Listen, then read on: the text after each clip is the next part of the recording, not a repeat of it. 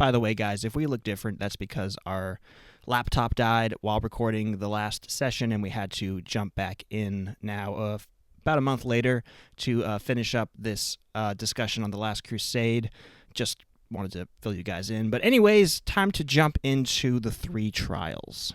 That's right. So they've now just gotten to Alexandretta, and they are, as we were saying before, they pretty much get caught and have to go through the 3 trials, and Indy's picked, right?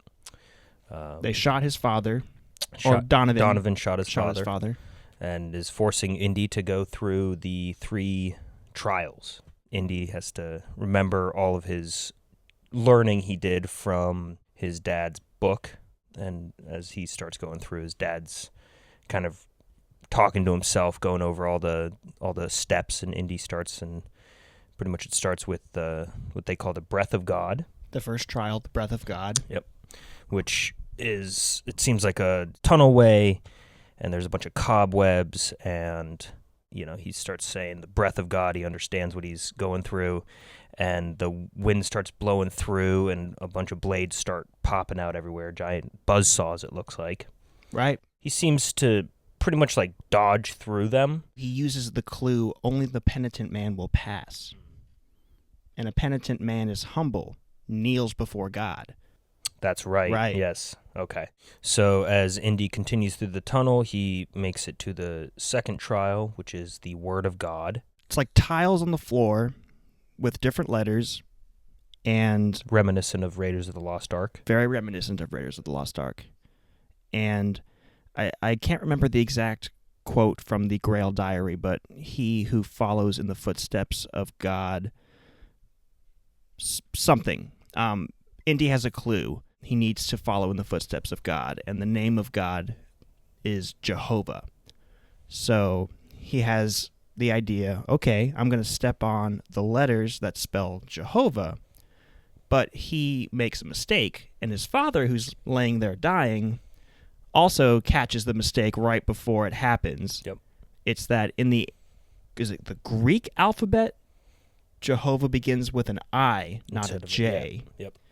So Indy steps on the J, and the tile just gives way, and he almost falls through to just this deep chasm. We get a great shot from underneath, and it's the pretty much like a huge cavern, like you were saying, that just falls to a bottomless anything. Right. It's pretty cool to see how they kind of constructed that shot. Absolutely. And again, that's also another thing that's very reminiscent of Raiders of the Lost Ark. This whole temple sequence is very much of the intro to Raiders, where it's a bunch of different booby traps in there, as he has to go to the end of a temple, a tomb of sorts. Right. So many great references to Raiders. You can really tell that they wanted to kind of bring things back to the good old days of Raiders of the Lost Ark after, the darkness that was Temple of Doom. I mean, we've expressed before our opinions on Temple of Doom. Nick loves it. I like it, but I do like Raiders, and I like Last Crusade more.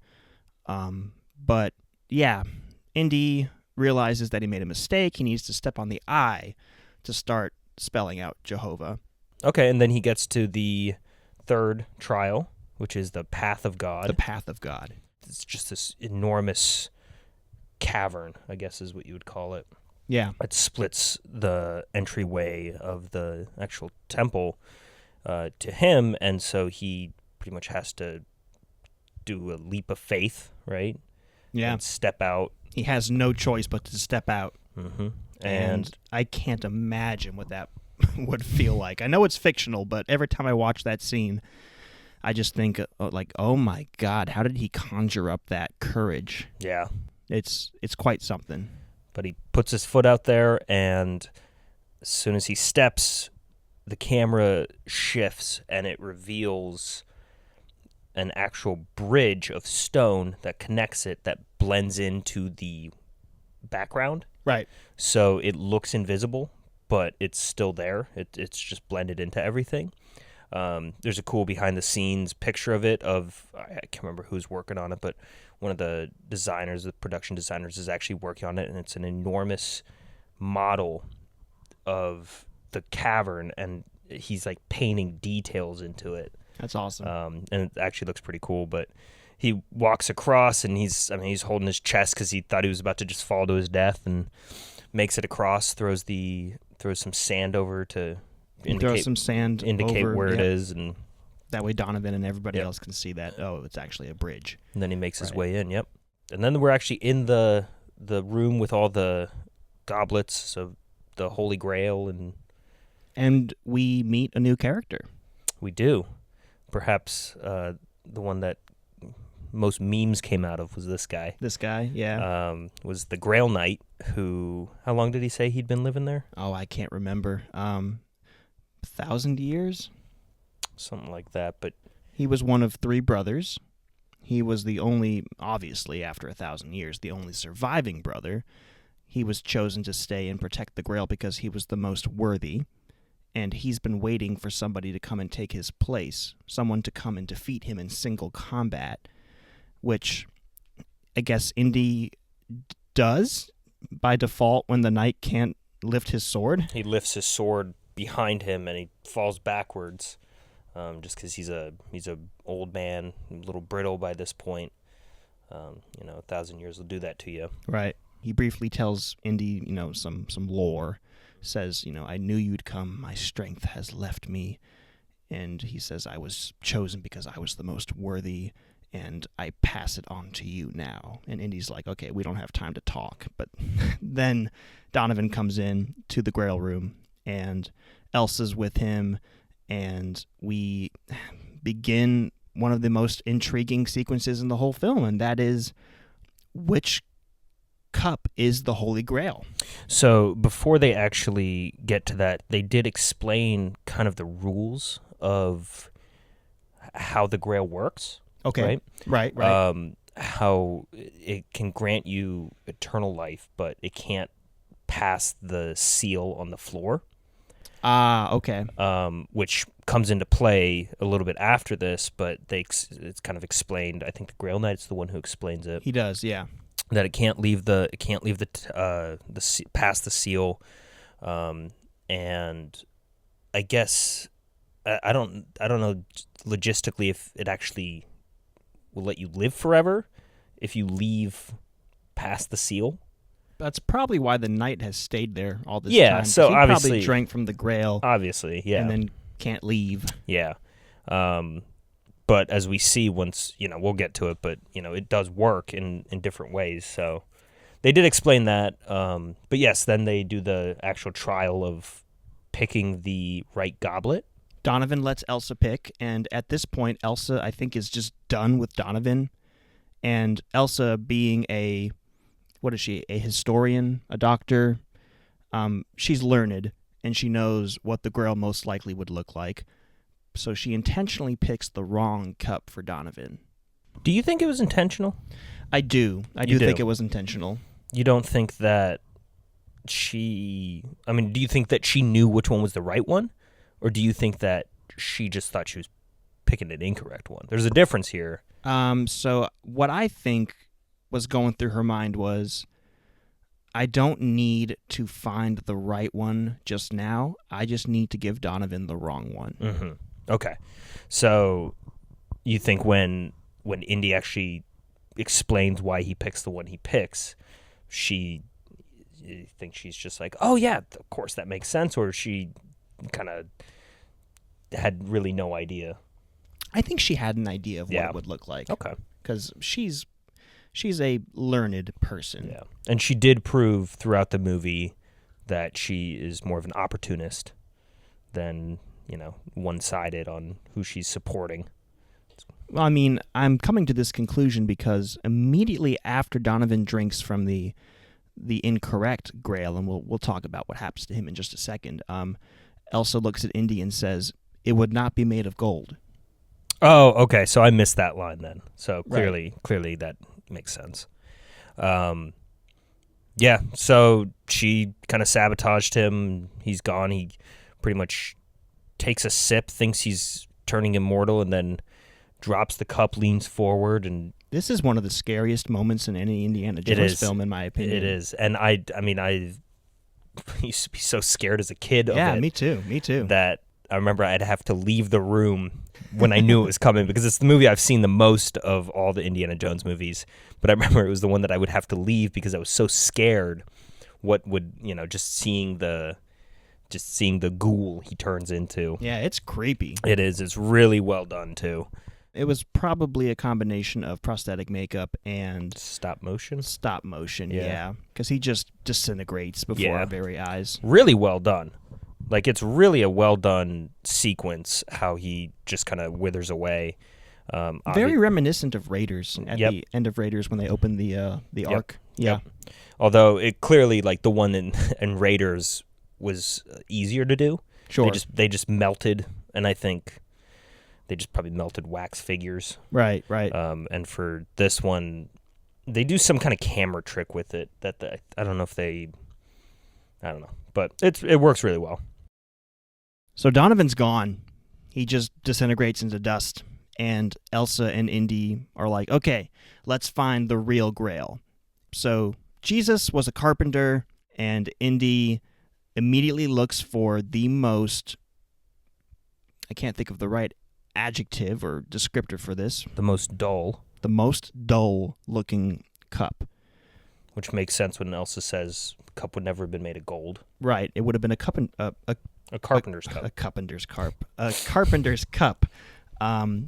So Indy points toward the Grail, or the cup that we, assume to be the Grail, which is just this kind of old, wooden, like, ancient-looking cup. And he goes, that's the cup of a carpenter. And grabs it, takes a sip from the well, from the whatever the thing of water is, and yeah.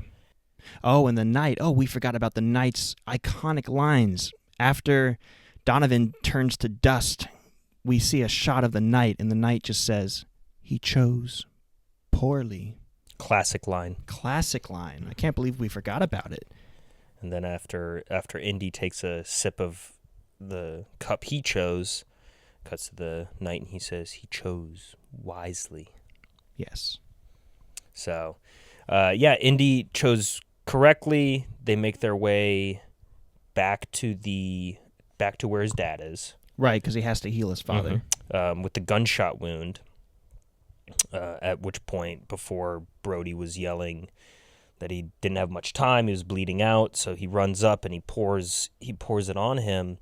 And I don't know if this is like a makeup, like how they do it specifically to wipe away, but in camera, he's got a bullet hole in his stomach, and he pours it on, and it like steams up and washes away the actual blood and the bullet wound. Hole and the wound.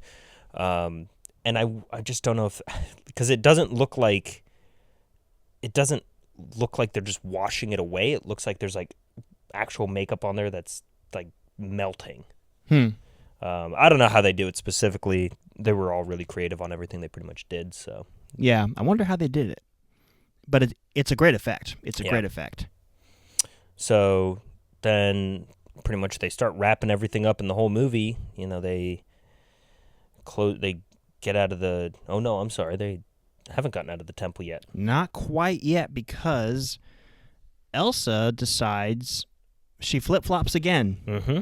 She decides to take the Grail for her... Well, I'm about to say she's going to take the Grail for herself, but she says to Indy, Indy, it's yours and mine. Mm-hmm. And she makes the mistake of taking the Grail across the seal. As Indy keeps saying... Don't cross the seal. It's what the knight says. Yep, don't move. Mm-hmm. Don't take another step. But she ends up doing it, and then it's almost like an entire earthquake shakes the temple. Right. And the ground starts to crack, but of which, if you watch the behind the scenes, they constructed an entire moving location that would separate the floor like that. Okay. And I think it was someone who was saying jumping back and forth from there was such a pain because it really was such a wide jump they had to do. But it was, it's all real done in camera. Fantastic. Cool.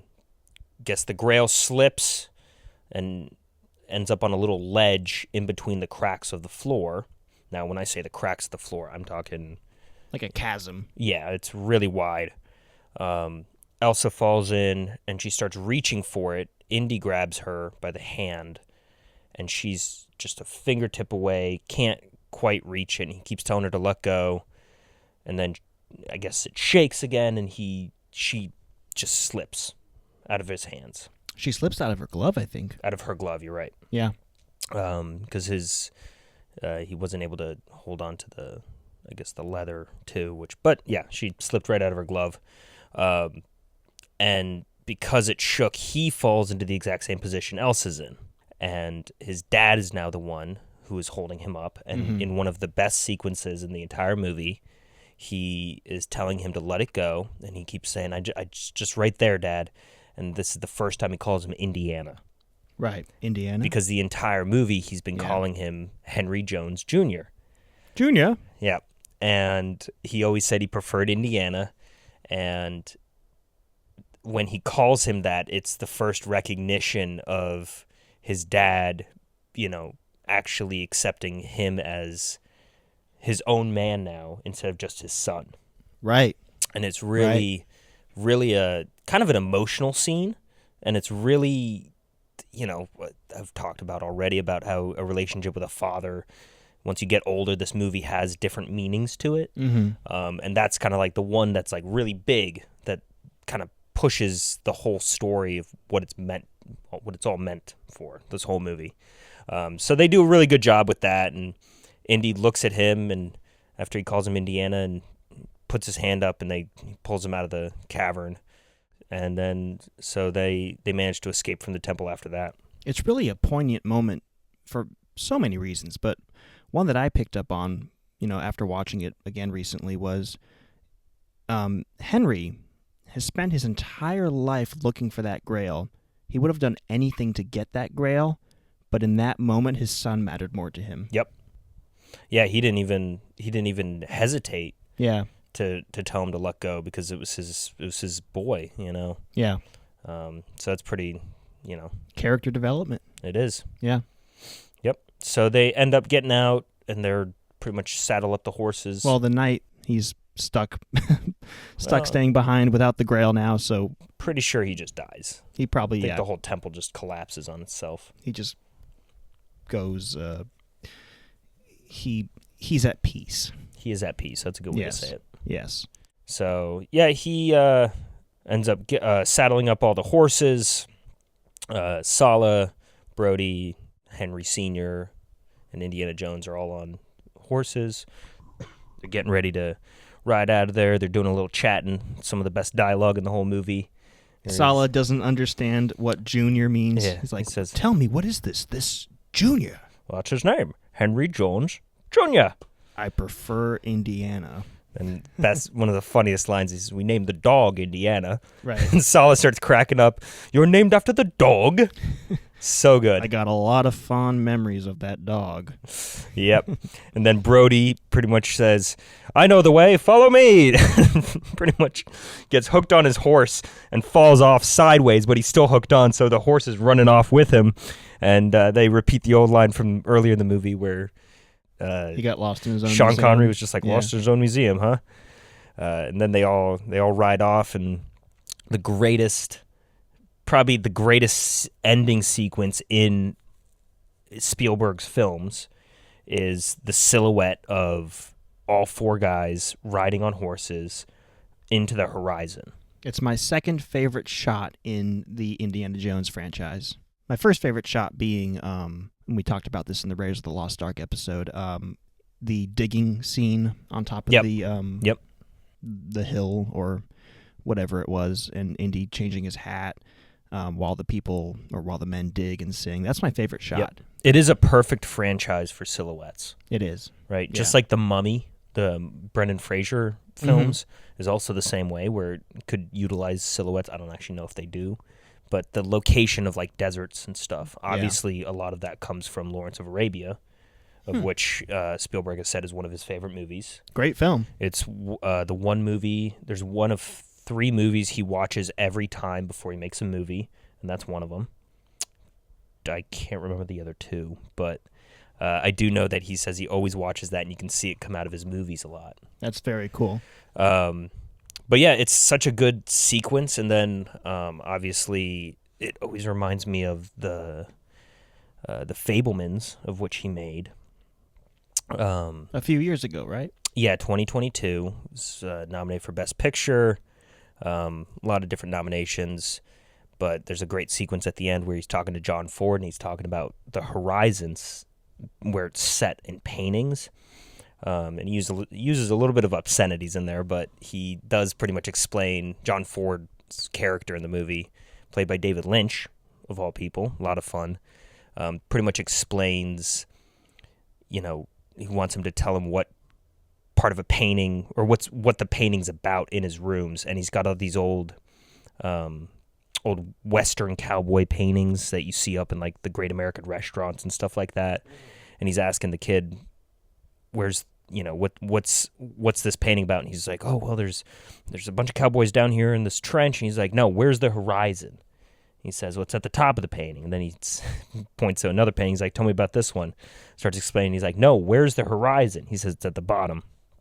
So he explains, if it's at the top of a painting, it's interesting. If the horizon's at the bottom of the painting, it's interesting.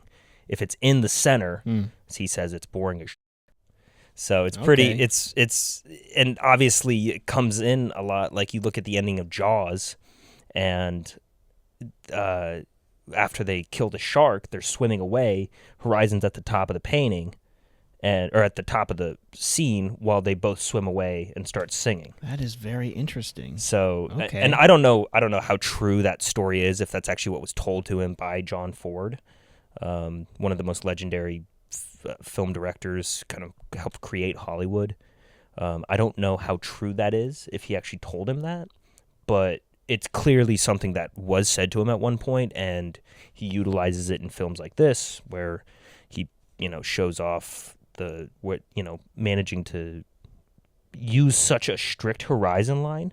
Because most films, it's tough to do something that specific, but in this, he was able to get such a perfect shot, and it's not centered perfectly, but it doesn't matter because it's interesting, and it's such a good silhouette of these men riding away. So it's a perfect way to end the movie. Calls back to a lot of his learning.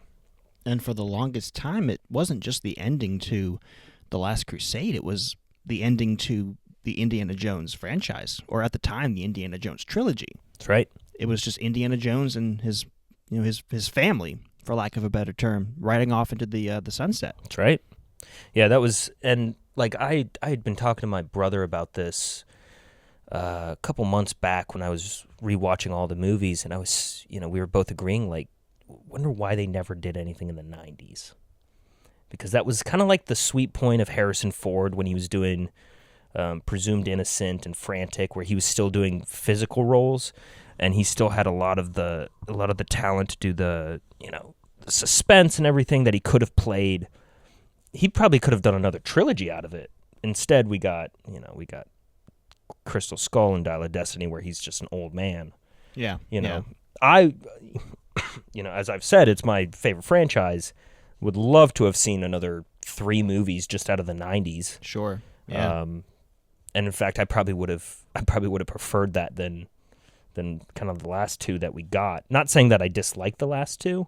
I more or less just think if we got something a little earlier, it probably would have been a better film. Right. I think regardless, they would have made like the Dial of Destiny, with the whole Disney acquisition of Lucasfilm and everything, just to give him like a send-off film, which is fine. Yeah, but I do think Kingdom of the Crystal Skull could have been very different had they done it earlier. Oh yeah, yeah, and I mean, yeah, no, it. I think they could have done something different. They could have done something better. But again, it's I have a close place in my heart for Crystal Skull and Dial of Destiny. I just think it could have been better in the 90s. I think they could have had better ideas. Well, the time will come where we will discuss those 2 films. But for now, let's rate Indiana Jones and The Last Crusade on a scale of 1 to 10. Didn't you give the first 2 movies 10s? I did, and this one also will get a 10. Also a 10, okay. And I think I was telling you this before. I think Raiders is the best made. Okay. I think Last Crusade is the one I watched the most, and for some reason, Temple of Doom is still my favorite. Okay, fair enough. But then, like, when I rewatched this movie, I was like, oh, you know what? This one actually might be my favorite. So it really bounces around just based on when I'm watching it, what I'm watching. Honestly, the storyline between Indy and his dad probably makes this closer to my favorite than Temple of Doom. But all three are just interchangeable for me. It's just best trilogy ever. They all have a special place in your heart. They do. Now, how about you? I honestly can't remember what I rated Raiders or the Temple of Doom. So with that in mind, I'm going to organically rate The Last Crusade an 8. An 8 out of a 10. I mentioned in some previous installments that I reserve 10s for only a handful of films. I will let you know what those films are if we ever talk about them. 9, it's really hard to get to a 9 in my book. The Last Crusade comes close.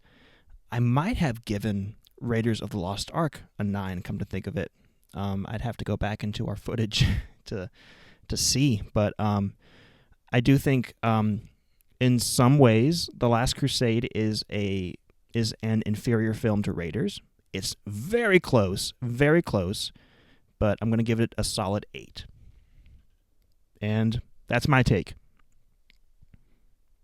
Well, I guess that concludes this review, discussion, breakdown of Indiana Jones and the Last Crusade. So thank you so much for attending this Saga session. We hope to see you again soon.